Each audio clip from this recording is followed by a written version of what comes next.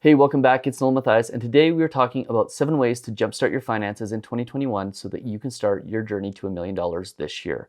And I'm also going to tell you about a contest where you can win your mortgage or rent payment at the end of this video. But before we get into it, do me that favor, hit that subscribe button, hit that notification button, please hit that like button so more people like you can see this video, and leave me a comment in the comment section below. Tell me what you're going to do to help jumpstart your finances in 2021. Okay, so let's get into it. Let's talk about how to jumpstart your finances in 2021. And I want to start by showing you something that is very near and dear to me. This is an autographed copy of The Compound Effect by Darren Hardy. Darren Hardy is the former editor of Success Magazine. He's interviewed the best and brightest minds in the world. And he is somebody that, even though he may not realize who I am, even though I've appeared in his slide deck at HPF Forum, he is somebody that I absolutely consider a mentor. And this book has had a major impact on my life, as has his other one, The Entrepreneur Roller Coaster. And his HPF Forum, which is about $15,000 to attend Canadian, had a massive amount of effect on our business in 2020 and also 2019. So this is a guy that I absolutely consider to be one of the foremost minds on success and that I have learned a lot from. And in his book, The Compound Effect, he talks about 3 individuals who at the beginning of a year make 3 different decisions. The first makes the decision to do the status quo and not change anything. The second makes the decision to maybe not be as concerned about his intake and ultimately ends up having a beer every single day for the entire year. And the third decides that he's going to watch what he eats and maybe do a little bit more fitness. And at the end of the year, the 3 results are absolutely astonishing.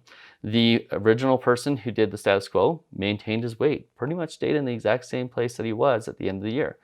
The second person who added a beer probably gained 15, 30 pounds over the course of the year without even realizing that he had increased his calorie intake that much. And the third person, well, he looked like an absolute rock star, fit, trim, and looking better than he ever had in his life. And the only difference that they made was the small decision at the beginning of the year to make a tiny little change. For one of the individuals, it was to have that extra beer with his buddies.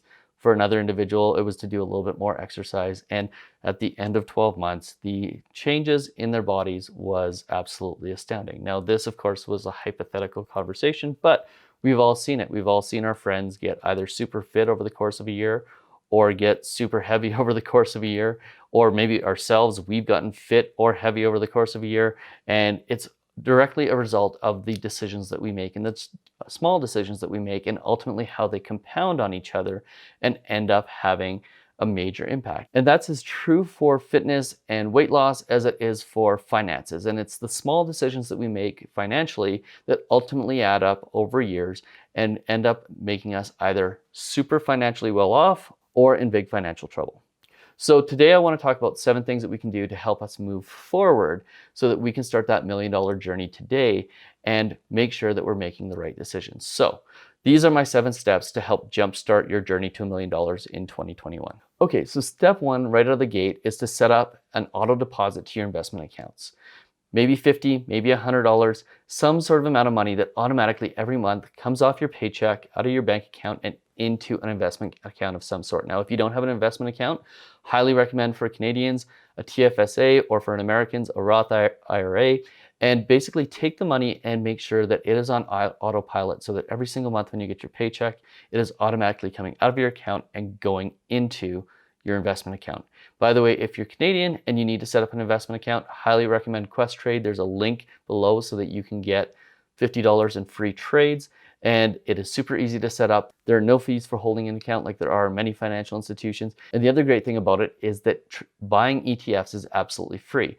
And what I'm going to recommend is, if you're not already an established investor, that you take the money that you're moving into your TFSA or your investment account and you invest it into a ETF, or an exchange traded fund that tracks the S&P 500 in the US. Now, Vanguard makes 2 of these.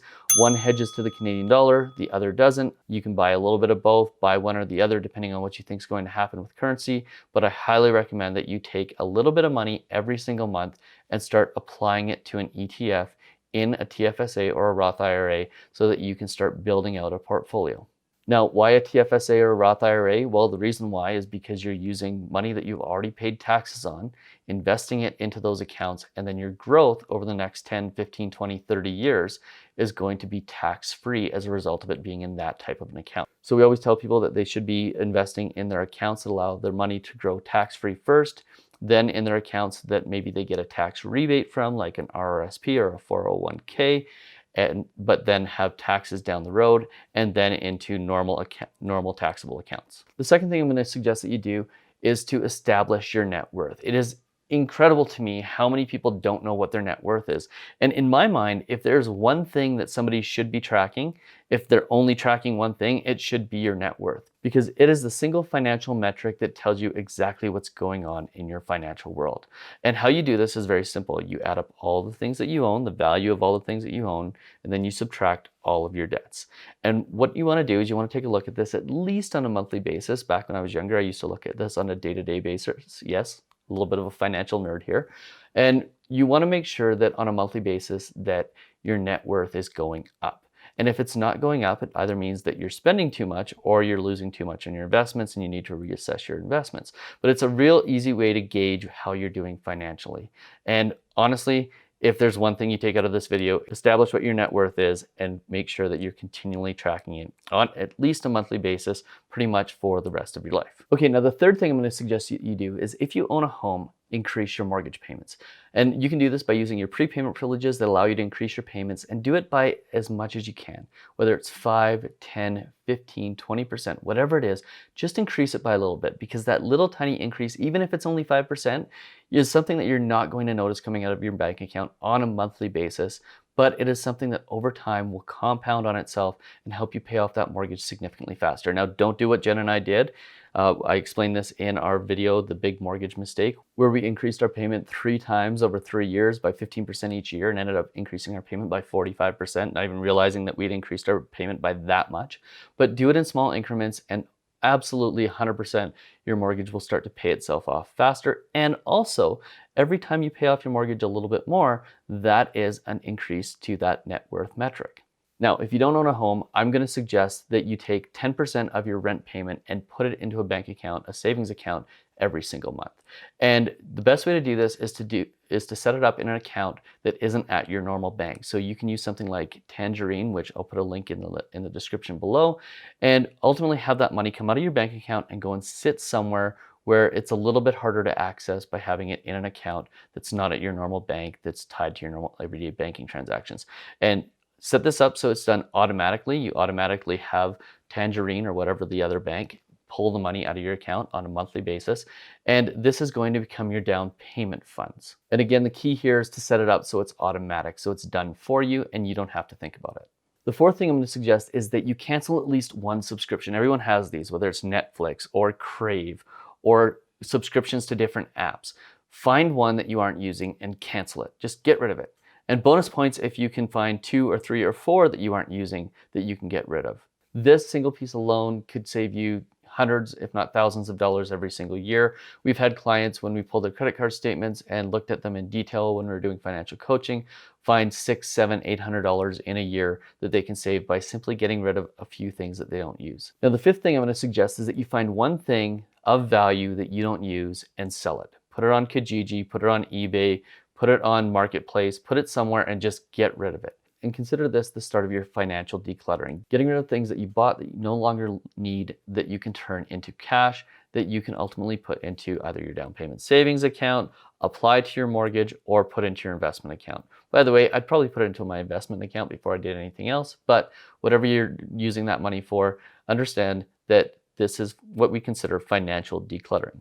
Now, bonus points if you can find one thing per day to sell for the next 30 days, and leave me in the comments section below how much money you made selling those 30 things.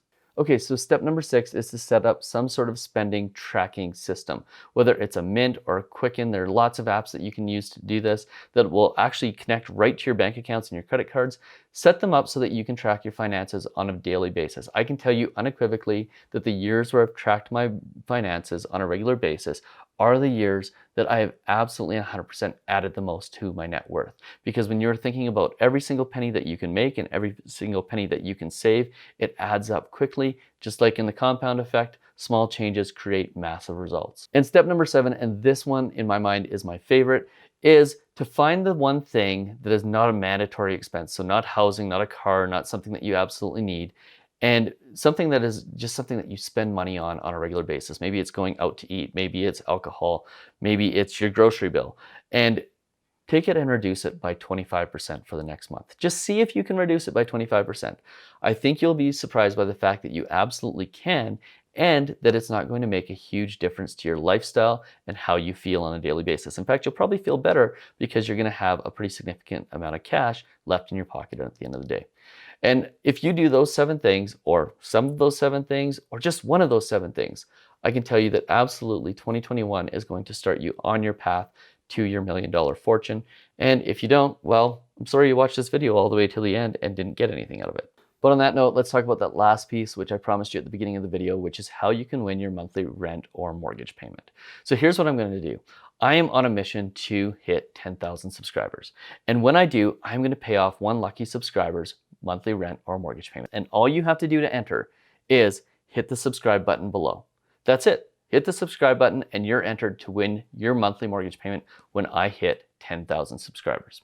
And on that note, do me that favor, hit that subscribe button, hit that notification bell, and please hit that like button so more people like you can see this video, and we'll see you on the very next one. Cheers.